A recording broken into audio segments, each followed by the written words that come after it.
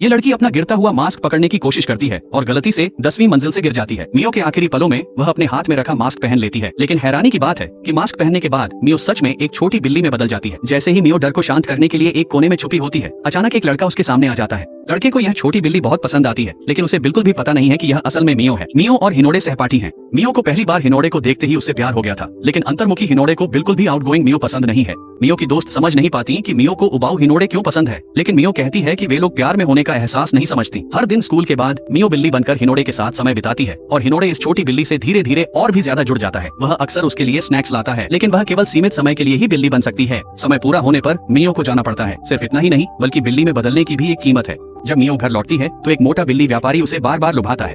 अगर मियो अपना चेहरा छोड़ दे तो वह हमेशा के लिए हिनोडे के साथ रह सकती है, लेकिन मियो इंसान बने रहना चाहती है।